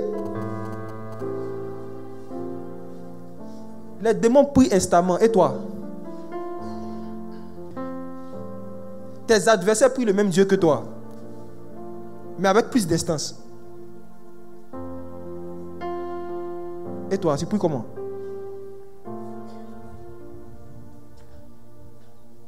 Il priait Jésus. Et ils demandaient à Jésus de ne pas les envoyer où? Hors de cette contrée. Ils n'ont pas demandé à Jésus de ne pas les envoyer hors du possédé, parce qu'ils n'avaient pas ce droit. Ils n'avaient pas le droit légal de rester dans ce corps. Ils devaient sortir de ce corps, mais ils avaient le droit légal de rester dans la contrée. Et lisez bien, vous allez voir. Ils n'ont pas dit Seigneur de ne pas les envoyer hors du corps. Hein. Il dit de ne pas les envoyer hors d'où? De la contrée, de la région. Ils priaient avec instance. Ils ont demandé quelque chose à Jésus qui était dans leur droit. On n'a pas le droit de posséder ce monsieur, mais on a le droit de posséder la contrée. Parce que ce sont des principautés, des esprits territoriaux. Ils demandaient à Jésus de ne pas les envoyer hors de la contrée. Et est-ce que notre Dieu les a exaucés? Lisons la suite. Lisons, verset 11, frère. Il y avait là, vers la montagne, un grand troupeau de pourceaux qui paissaient. Et les démons le prièrent, disant: envoie-nous dans ces pourceaux, afin que nous entrions en eux. Un verset qui montre que les démons peuvent posséder les animaux. Que c'est même caniche. Allons-y. Il le leur permit. Et les esprits impurs sortirent, entrèrent dans les pourceaux, et le troupeau se précipita des pentes escarpées dans la mer. Il y en avait environ 2000. Frère, Jésus les a exaucés ou pas? Il les a exaucés? Si ton Jésus exauce des démons qui le prient avec instance pour lui demander des choses qui sont dans leur droit, et toi? Si Jésus est capable d'exaucer la prière, des prières des démons, toi, il n'exauce pas tes prières, ça ne te fait pas réfléchir. C'est lui qui attend le temps de Dieu. Malheureusement, les démons connaissent plus leurs droits en tant que démons que les chrétiens connaissent leurs droits en tant que chrétiens. On ne prie pas dans le vide, on prie sur la base de ses droits. Et l'assurance que nous avons, comme Jean le disait, c'est que si nous demandons quelque chose selon sa volonté, il nous exauce. Alléluia. Donc l'ignorance de la volonté de Dieu dans un domaine fait que tu peux tâtonner. C'est pour ça que tu priez pour dire Seigneur, fais-moi connaître ta volonté, mais voici ce que je veux, mais que ta volonté soit faite. Et les exaucer. Ils ont prié avec instance. Bien aimé, mettez-vous maintenant à la place. Supposons que vous avez votre business de POC. Mettez-vous à la place du monsieur qui a perdu son entreprise. Il y a des entreprises qui font faillite un matin. Il y a ce que nous on voit physiquement. Et puis il y a ce qui s'est passé dans le monde spirituel. Regardez un business de POC. Des milliers de POC qui sont là. Mettez-vous à la place du monsieur. Tu as un business de pousseau. C'est avec ça que tu nourris ta famille. C'est avec ça que tu payes ton loyer. Peut-être même c'est l'héritage de tes enfants qui sont là. Tu as confié ça à un serviteur. Ce serviteur est en train de conduire les POC. Et puis un coup comme ça, il voit que les POC, eux tous, ils sont se suicider. Il se jette dans la mer et tu fais faillite en un jour. Tu perds toute ta richesse en un jour. Et tu te renseignes qui a fait ça. On dit c'est Jésus. Tu vas aimer ce Jésus-là. Donne ta vie à Jésus. C'est lui qui a tué tes POC. Il t'aime. Ah, Jésus. Tu te renseignes auprès de ton serviteur. Mais qu'est-ce qui s'est passé? Il dit non, maître, il y avait une délivrance qui se faisait pas loin. Tu vois le fou là? Le fou bizarre. Il dit oui. Il y a un gars qui s'appelle Jésus. Lui chasse des démons. Et à un moment, les démons ont commencé à prier. Et il a exaucé les démons. Ils ont dit il veut venir rentrer dans tes pousseaux. Et puis il les a exaucés, il les a permis. Et c'est ça, ils sont morts. Il est venu évangéliser, mais il s'est dit tu dois donner ta vie aussi.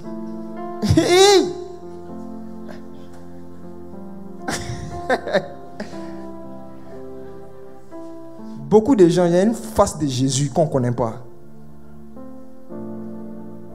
Où on peut venir ici.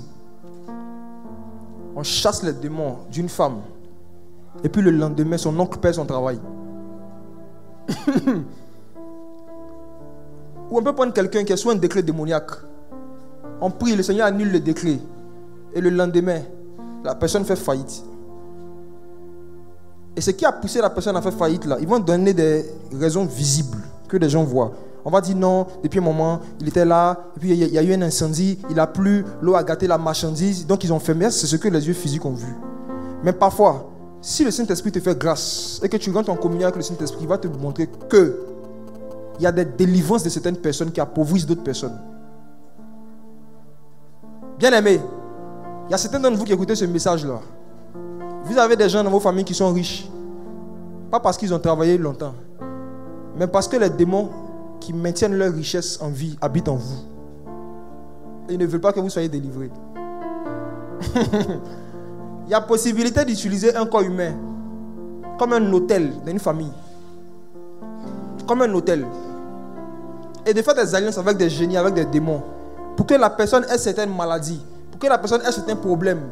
Et tant que la personne a cette maladie-là, les démons bénissent matériellement les affaires de celui qui a fait le pacte. Et il y a des gens qui font ça avec leurs propres enfants. Qui vont faire un pacte, je veux devenir riche. On dit ton enfant va devenir malade mental. Il dit je veux. Et c'est toi qui t'approches de cet enfant-là. Et tu dis au nom de Jésus, folie, sors. Si son oncle t'a attrapé, il va venir voir que ses affaires ne marchent plus. Sa richesse commence à tomber. Il va entendre qu'il n'est plus fou. Hein? Il parle bien maintenant. Ah bon? Il arrive à avoir une conversation, tout ça. Il dit oui, oui. Mais, Dieu merci, mais qu'est-ce qui s'est passé? Il se renseigne. Il a un programme de prière. Ah, c'est où? Il est parti aussi. Et il vient animé d'une grande colère. Souvenez-vous, un autre exemple dans la Bible qui montre que c'est vrai. Actes chapitre 16. La Bible nous dit qu'il y a une femme qui avait un esprit de python en elle. Et que cet esprit-là procurait un grand profit, de grande richesse à ceux qui avaient mis ce démon en elle. Et quand l'apôtre Paul a chassé le démon, ils se sont mis en colère contre Paul, pas contre elle. Contre Paul. Parce qu'il a chassé le démon. C'est grâce à cet esprit-là qu'ils arrivaient à s'enrichir. Et quand Paul a chassé ce démon-là, le business de la déesse Diane a commencé à tomber. Alléluia. Ça existe jusqu'à aujourd'hui. Ça existe jusqu'à aujourd'hui. Bien-aimé, si tu es venu ce soir et que sans le savoir, tu étais un hôtel démoniaque grâce auquel quelqu'un s'enrichissait, Jésus va te rendre libre ce soir. Si tu es en train d'écouter ce message à la radio et que tu étais quelqu'un qui était un hôtel démoniaque, un instrument d'enrichissement démoniaque de quelqu'un, sans que tu le saches, on met en toi des esprits d'animaux, des maladies, et puis les autres là-bas ils sont en bonne santé. Non. Jésus est paru afin de détruire les œuvres du diable. Il est paru afin de détruire les œuvres du diable. Et je vous dis, ils n'aiment pas ce genre de message là. On a fait semblant, on dit on vient au Cameroun. Regardez, agitation, ça a commencé. Vous savez, si vous lisez l'arrière-plan du fou de Gadara, vous allez voir que on dit que quand Jésus était dans la barque et qu'il se rendait là-bas, c'est là qu'il y a eu la tempête. L'histoire de la tempête dont on parle là, c'est là-bas Jésus partait. Ces esprits-là le voyaient venir, ils ont commencé à envoyer des empêchements. Jésus n'a pas réglé ça par la croix. Il n'y avait pas croix, c'est par la prière. Il s'est levé, il a menacé les vents et la tempête, et puis il est arrivé là-bas. Alléluia. On s'en va au Cameroun. On va menacer les vents et la tempête. On arrive là-bas. Non. Parce que le Seigneur nous a montré, à travers des songes, des fois, quand on est en train de prier pour ce programme là-bas, ils ont commencé à nous attaquer le premier jour où on a décidé de prier pour ça. C'est la première fois que moi j'ai vu ça. On est ici en Côte d'Ivoire. Vous êtes au Cameroun, on a mis affiche sur mon Dieu, on vient. La nuit, on vient t'agresser. Mon frère Philippe, ils l'ont poursuivi. Il était essoufflé comme ça dans son son aussi. Chez lui là. Il dit, frère, il faut laisser, c'est rien. Il y en a qui vont s'appauvrir là-bas. C'est des personnes qui sont à leur fonds de commerce. Jésus est paru afin de détruire les œuvres du diable. Et regardons maintenant. Retournons chez Daniel. Il dit, ils vont trouver une occasion dans la loi de son Dieu. Voici comment est-ce que, jusqu'à aujourd'hui, des démons peuvent s'organiser pour voter des décrets orientés contre les enfants de Dieu, contre l'église, contre des enfants de Dieu. Des décrets démoniaques. Et malheureusement, il y en a qui se conforment à ça. Mais je pense que Dieu va vous aider aujourd'hui. Allons dans Daniel chapitre 6. Quand on lit, à partir du verset... je vais faire des listes à partir du verset 5. Et ces hommes dirent, nous ne trouverons aucune occasion contre ce Daniel, à moins que nous n'en trouvions une dans la loi de son Dieu. Puis ses chefs et ses satrapes se rendirent tumultueusement auprès du roi et lui parlèrent ainsi. Roi Darius, vis éternellement. Tous les chefs du royaume, les intendants, les satrapes, les conseillers et les gouverneurs sont d'avis qu'il soit publié un édit royal avec une défense sévère, portant que quiconque dans l'espace de 30 jours adressera des prières à quelque dieu ou à quelque homme, excepté à toi, ô roi, sera jeté dans la fosse au lion. Attends. Ils disent au roi que nous tous, les principautés, les dominations, les autorités, on s'est concerté. On veut qu'on vote un décret pour interdire aux gens de prier. Il faut écouter bien. C'est nous, on joue à la prière. Même le diable, il prie. Ils disent, ils vont voter. Il dit, on a réfléchi. On a vu que c'est bien que tu votes une loi pour dire que s'il y a quelqu'un dans ce pays, s'il y a quelqu'un dans cette famille qui prie un autre Dieu que toi, on doit le tuer. Et dans beaucoup de familles, un décret similaire a été voté, où il y a un génie que tout le monde doit adorer. Il y a un esprit, il y a un démon, il y a une divinité que tout le monde doit honorer. Et si jamais quelqu'un dit qu'il va prier un autre Dieu que le Dieu de la famille, on le jette dans une fosse au lion spirituel. Et il va vivre des malheurs. S'il veut prier un autre Dieu que le Dieu de la famille, il y a des esprits qui ont tissé des pactes et qui ont signé des décrets avec vos ancêtres. Et vos ancêtres leur ont donné le droit légal de vous attaquer si jamais vous voulez prier un autre Dieu que le Dieu qui est prié par vos ancêtres. Ça peut être l'eau, ça peut être un bois, ça peut être un caillou, ça peut être un marigot, une forêt. Ça peut être n'importe quelle idole qui est dans une famille. Et il y a un décret démoniaque qui dit que si quelqu'un veut prier pendant une période bien déterminée, et dans leur cas c'était 30 jours, mais il donne je vous dis les décrets dans la bibliothèque démoniaque, les informations sont précises. Jusqu'à telle génération, si quelqu'un veut prier un autre Dieu, on lui crée des problèmes de santé. J'ai croisé une jeune fille. Sa maman voulait enfant. Elle allait au bord de l'eau. Elle allait demander à l'enfant l'eau. L'eau l'a donné. Le contrat, c'était que la petite chante pour eux et danse pour eux. Voici le décret, le contrat qui a été signé. Et il se trouve que la petite, en allant à l'école, vous savez, c'est ça, hein? Quand les enfants commencent à aller à l'école, les parents ne peuvent plus avoir l'œil sur qui ils fréquentent, qui ne fréquentent pas. Elle a commencé à marcher avec des chrétiens. Ils sont allés dans les églises où dès que tu as une belle voix, on te dit viens chanter là. Ils créent des problèmes à des gens, ils ne savent pas. Fait casting. Qui sent qu'il a un don de chant? Venez samedi, venez à la répétition, venez chanter. Venez chanter. Donc même Mami Wata, sa belle voix, elle vient aussi. Mami Wata vient au casting. Oh, happy day. Elle fait waouh, elle a la grâce. Mami, viens dans le groupe musical. Il y a beaucoup de groupes musicaux dans le milieu évangélique remplis de sirènes des eaux. Des gens qui sont recrutés pas sur la base de leur foi, mais sur la base de leur talent. Or, le musicien le plus talentueux de tous les temps s'appelle Lucifer. Tu peux te retrouver en train de recruter le diable dans ton équipe de louanges. Parce que tu cherches quelqu'un qui joue bien au piano. Il joue bien au piano, Satan. Les critères de recrutement aujourd'hui pour confier la charge de l'adoration et de la louange dans les milieux chrétiens sont devenus tellement légers qu'aujourd'hui il y a plus de sorciers à l'église qu'au marché. Et c'est eux qui nous font danser. Les sorciers qui nous font louer, et bi ça. Il y a des gens qui sont sortis il y a quelques années, distraire le corps de Christ. Ce sont le louange. Et bi ça. Louer. Où ils sont aujourd'hui? Je vivrai, je me marierai. Si vous avez des cantiques comme ça là, supprimez ça. Si vous voulez partir au ciel, ça va vous distraire. C'est pas ça la louange. Donc bien aimé, on prend des gens sur la base de leur talent. On les fait rentrer dans des groupes. Et les sorciers talentueux chantent. Donc elles, ils ont vu la petite histoire qu'il racontait.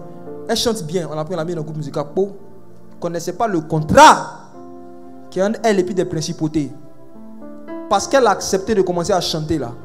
Les nuits, ils ont commencé à venir la violer en songe. Et moi, comment j'ai eu connaissance de ça? C'est par révélation. J'avais pris un temps de jeûne et de prière pour elle. Et il y a une femme qui est venue me voir avec un sexe masculin. Une vieille femme avec sexe masculin. Elle dit, je m'appelle Mamie telle. C'est ma femme. Que moi, chaque fois qu'elle va aller chanter dans vos bêtises des chrétiens, je vais la violer. Je la viole la nuit. Si il faut lui demander, elle me dit ça. Il dit, mais moi, il fait quoi dedans? C'est pas que vous voulez prier, faire sa délivrance.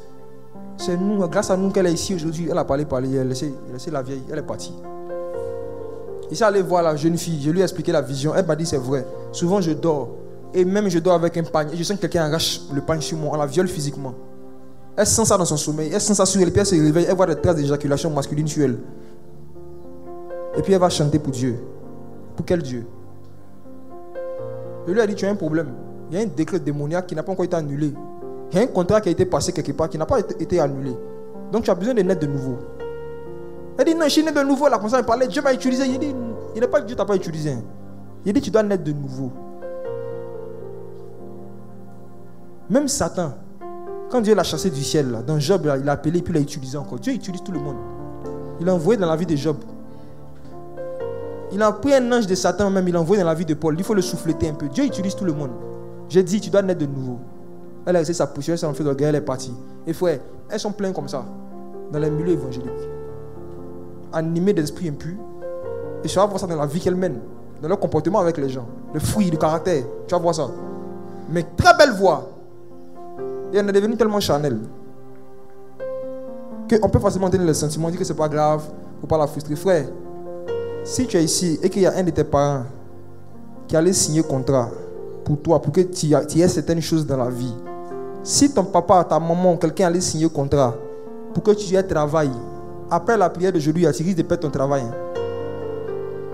Vous allez perdre tout ce que Dieu ne vous a pas donné après cette prière-là. Alléluia. S'il y avait des choses dans vos vies qui n'étaient pas des dons qui venaient de Dieu, la fille dont je parle là, si elle essaie de naître de nouveau, elle va perdre sa belle voix. C'est ce que m'a dit le Seigneur. Elle ne pourra plus chanter comme elle chante. Ça va disparaître, c'est notre vocal, c'est fini. Parce que ce n'est pas Dieu qui lui a donné ça, c'est eux. Parce que c'est pour elle qui devait travailler. Ah, c'est chaud. C'est pour ça que Jésus dit, celui qui n'est pas prêt à tout perdre pour me suivre, peut être mon disciple. Celui qui n'est pas prêt à renoncer à lui-même, peut être mon disciple. Tu peux pas. Tu vas essayer, tu ne pourras pas.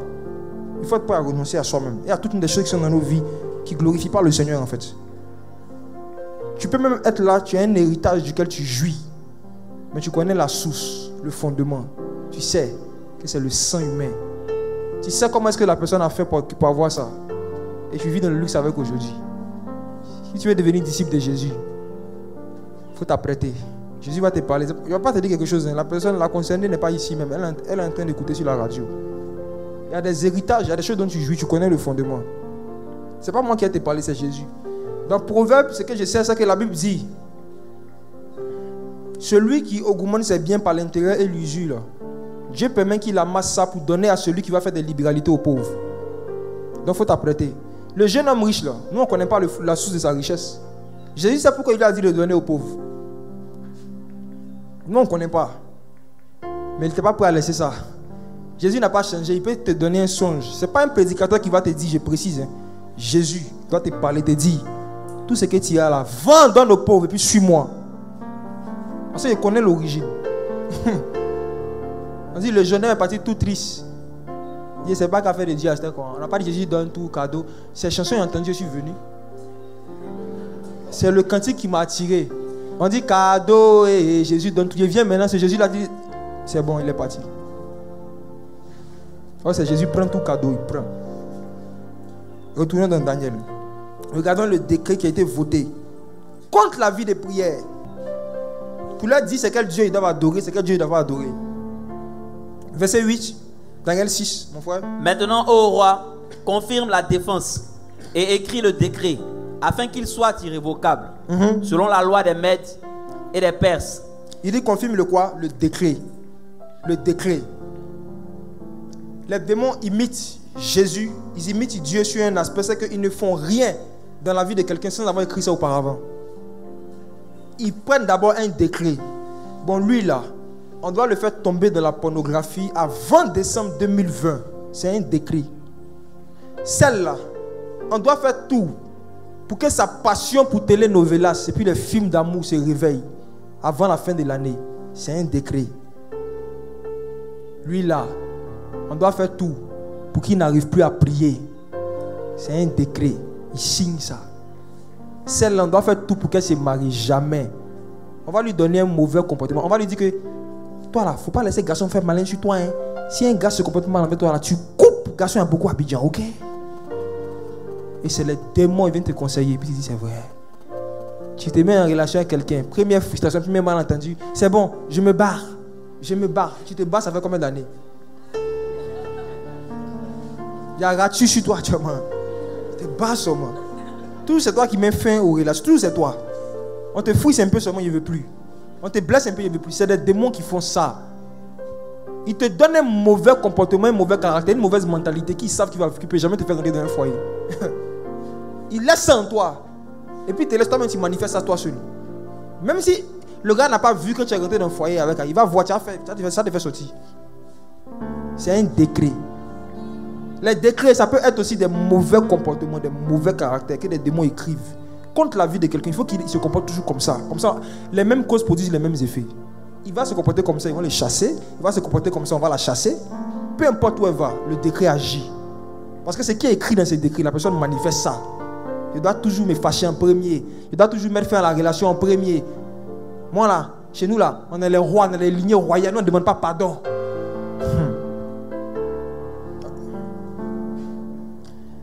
Lisons Daniel chapitre 6. Ils ont proposé au roi des cris. Regardons à partir du verset 9. Là-dessus, le roi Darius écrivit le décret et la défense.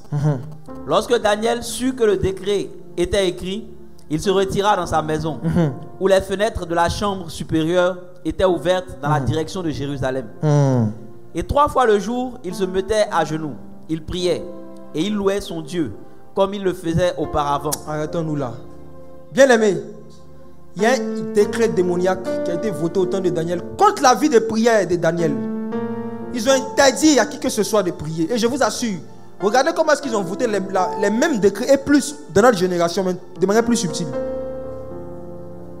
Regardez quelque chose. La plupart des gens qui rentrent dans le milieu professionnel, comme Daniel, qui commencent à travailler pour quelqu'un, qui sont des chrétiens, 70% du temps, ils perdent leur vie de prière. 70% du temps, ils ont du mal à prier comme ils priaient quand ils étaient au chômage. Et quel est l'argument que l'ennemi leur prête pour justifier ça? C'est de dire qu'il y a beaucoup de travail à faire, il travaille trop. Donc il n'a plus le temps de prier, il est fatigué. Donc dans les lois du travail là, et les horaires du travail qu'on impose là, c'est fait de sorte à ce que un chrétien n'ait pas assez d'énergie pour prier de manière régulière, à moins qu'il s'efforce. Je réponds. La manière dont les lois du travail les décrets qui ont été votés par rapport aux heures de travail, par rapport au rythme de travail dans plusieurs endroits là, c'est contre le corps de Christ. C'est contre les enfants de Dieu. C'est contre les chrétiens. Pour faire quoi? Pour les épuiser. Et pour que les esprits puissent leur dire facilement: tu as tellement travaillé. Dieu même, il comprend que tu es fatigué. Tu vas prier demain. Repose-toi un peu. Repose-toi un peu. Puis souffle sur tes yeux. Repose-toi un peu. Quand ils ont dit qu'ils voulaient accuser Daniel, ils ont dit: on va prendre quelque chose qui est dans la loi de son Dieu. Et dans la loi de notre Dieu là, il y a une loi qu'on appelle la loi de la prière quotidienne. Frères et sœurs, il y a une loi qu'on appelle la loi de la prière quotidienne. C'est la seule loi qui, lorsqu'elle est pratiquée, annule les décrets démoniaques qu'on vote contre nous. Alléluia. La loi de la prière est la seule loi qui peut annuler les décrets démoniaques contre quelqu'un qui est né de nouveau, qui a l'esprit de Dieu. C'est la seule loi. Donc les mystiques ont su que s'ils avaient réussi à pousser Daniel à ne plus pratiquer la loi de la prière, il est mort. Donc ils ont voté une loi, un décret démoniaque qui s'oppose à la loi de la prière. Et regardez comment est-ce que dans beaucoup de milieux professionnels, on favorise la vie de prière des musulmans. J'étais dans une école où, quand j'étais étudiant, les musulmans avaient le droit, s'il est 13h, qu'il y a cours, d'aller prier, on leur donne 15 minutes. Mais si un chrétien disait qu'il veut aller prier, on dit: non, tu n'es pas musulman. Depuis qu'un chrétien prie. Je vous dis, j'étais dans une école, on faisait cours du soir, quand j'étais en licence professionnelle, de 18h à 20h. Pendant le temps de Ramadan, de Carême, il y a cours. Mais quand l'heure de la prière arrive, les professeurs permettent aux étudiants musulmans de s'absenter, de venir en retard, parce qu'on sait qu'ils sont allés à la prière. Et vous levez les yeux, vous allez voir que la vie de prière de nos amis musulmans est respectée partout. Même dans les aéroports. Je suis allé dans certains pays, même en Éthiopie, ça m'a étonné. Il a vu qu'ils ont aménagé une pièce spéciale, prayer room. Quand tu rentres, tu ne vas pas voir chrétien là-bas. C'est les nats. Dans certains aéroports, on aménage un espace pour que les musulmans pratiquent la loi de la prière. Et beaucoup d'entre eux ne jouent pas avec ça. Ils peuvent jouer avec la pornographie, mais ils ne jouent pas avec faire des prières. Non. Ils peuvent jouer avec l'alcool, même prier et puis ne pas manger porc. Les deux là, je ne joue pas avec ça. Je ne joue pas avec ça. La loi de la prière. Mais essayez, il est 13 heures. Soyez en classe. Monsieur, il peut sortir, c'est pourquoi il va aller prier. Tu es musulman? C'est la première question que vous posez. Pourquoi? Parce que le monde a réussi à formater tout le monde pour dire que on doit faire tout pour faire comprendre aux chrétiens que la prière là, c'est secondaire, c'est pas obligatoire. Eux, ils ne sont pas des gens de prière. Quand on parle de prière, les musulmans. Et il y a des lois, il y a des décrets qui sont là. Je me rappelle, j'étais dans une entreprise où un jour à 13h, les gens, 13h, 14h, je me suis mis comme ça, baissé la tête sur mon PC, j'étais en train de prier. Et mon boss est venu, il m'a touché, il dit, tu fais quoi? Il dit, je suis en train de prier. Il dit, on ne fait pas ça ici. Je prie, il faut sortir, c'est pas permis ici. Il dit, ah ok. Il dit, si c'est pas église. Est-ce que qui travaille quelque part où c'est pas permis de prier au bureau? Vous pouvez lever la main. Certaines personnes. 1, 2, ok. Il était dans l'entreprise. Mon premier stage, c'était comme ça. J'ai dit, ok. Donc, quand il était l'heure, quand je voulais prier, je sortais, je partais aux toilettes ou bien je partais quelque part d'autre. Jusqu'à ce que je me rende compte que le tabaski arrive. Et il était permis à nos amis musulmans, eux, de faire leur prière à 13h. Et j'ai dit à mon boss, j'étais stagiaire, j'étais petit, il dit, mais ça c'est juste. Il y a quelques mois, tu m'as dit qu'on ne prie pas ici, non? J'ai dit, si c'est pas écrit, ici à la mosquée. Il dit, mon petit, quand il vient dans un village, on te demande marcher sa tête, marcher ta tête aussi. Et c'est là qu'il commence à me rendre compte. Il me dit, mais c'est vrai, un taximètre, tu peux monter dans son taxi, l'heure de sa prière arrive. À qui ils ont déjà fait ça? Il te dit, excuse-moi, hein, il gare et puis il prie. Un boutiquier, il peut être là. Il n'a qu'à avoir rien. Vous êtes 30.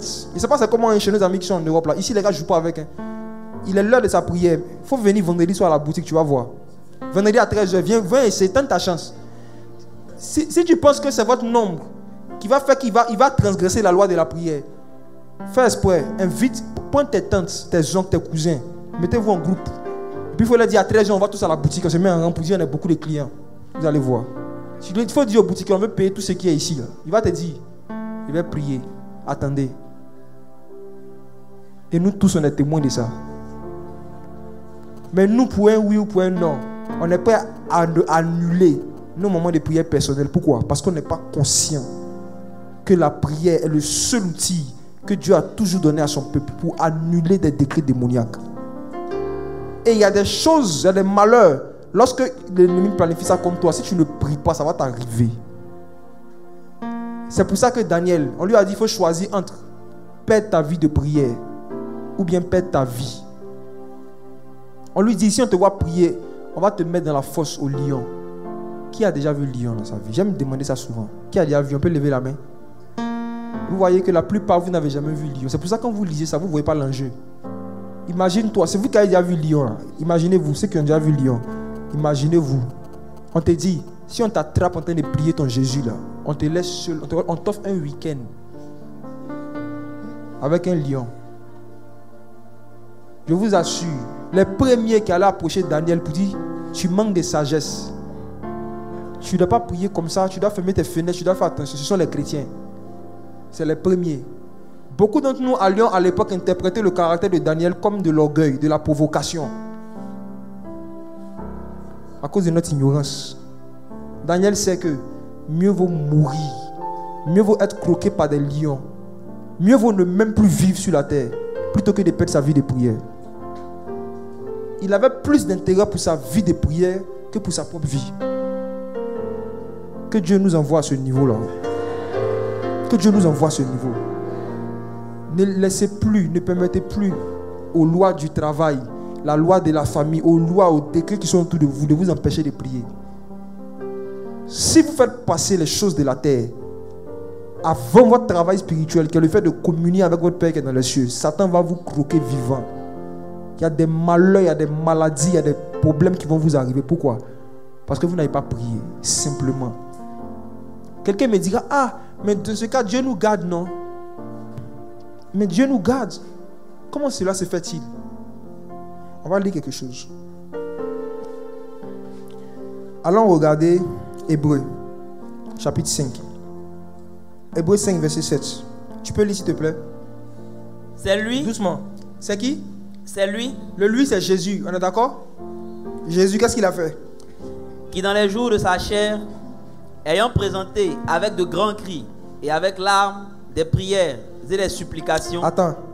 Jésus, pendant les jours de sa chair, ça veut dire pendant qu'il était encore sur la terre, il a adressé avec des grands cris et des larmes, des prières et des supplications. Et quel était son sujet de prière? S'il te plaît, frère. Le sujet de prière, c'était quoi? À celui qui pouvait le sauver de la mort. Et ayant été exaucé à cause de sa piété, a appris, bien qu'il fût fils,